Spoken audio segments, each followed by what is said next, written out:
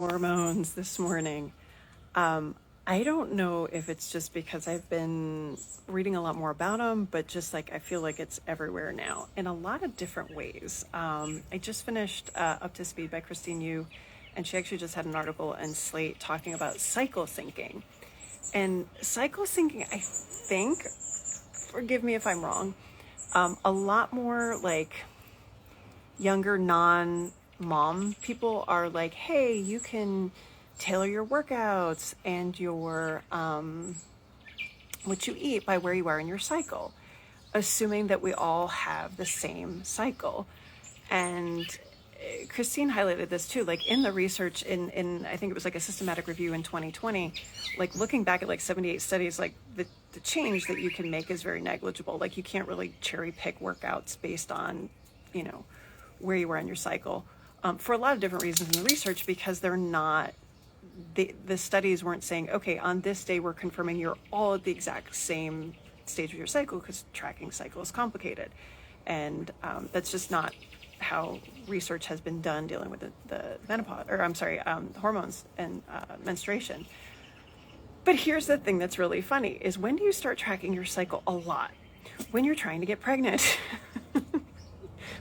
So here's my theory is that like they need to start targeting women who are trying to get pregnant, because your mucus, and if you don't know what I'm talking about, like you will, where you are, like especially if you haven't been able to get pregnant, your temperature, all of these things. And then you go through this phase, like when you're done having kids, where they probably threw you on an IUD when you were 6 months postpartum and don't actually remember that conversation. That's what happened after my second. Or you're between kids and you decided, okay, I'm not going to go on anything. We're just not going to have sex because we're going to have kids again. Or you're on the pill and you don't actually know kind of where you are and if you do what you think you're doing in cycles, because it's all driven by the pill. So all of this is to say that, in Christine's article on Slate was really good, where it's like, okay, I think we need to look at our cycles more, but we don't have enough, as far as research goes, we don't have a way to standardize how we're gathering this data, but that doesn't say you shouldn't pay attention to your own cycle. So for example, I have a lot of clients that will tell me that they notice that a certain part of their period, their prolapse symptoms are worse or their leakage is worse. I very much ran into that. I'll have to find that notebook. Like it was years ago. And this was when I was on a Mirena, which I was told I would have nothing. Well, that was kind of a lie. I had random spotting at weird times. But I noticed that symptomatically I was worse. And then when I went back and tracked it, and the way I track it is very, very basic, red, yellow, green. And if you don't like tracker apps because you're freaked out about the patriarchy, then red, yellow, green is a great way to go on your calendar.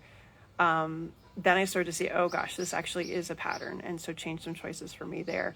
So some people, as far as like your pelvic floor symptoms, you may not notice that there's any change at all. And then some people that you might. So I think probably the first thing is just pay attention to where you are in your cycle. But again, understand that whether you're on some form of birth control or not, that can alter things as well.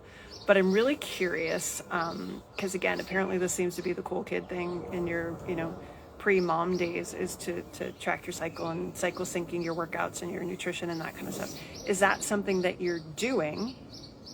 So those of you trying to get pregnant, I know you're just tracking, period. And then for those of you that are postpartum, like, are you just kind of ignoring it at this point and be like, all right, I'll deal with this when I get to perimenopause? Or like, how are people feeling about this? Because I feel like we're all into it when we're trying to get pregnant, and then we're just like, okay, I don't want to deal with it. And since I'm kind of knocking on the door of peri, I think that's probably why my attention's getting pulled back on that. But yeah, I would love to hear your thoughts on kind of how you're playing with cycles right now.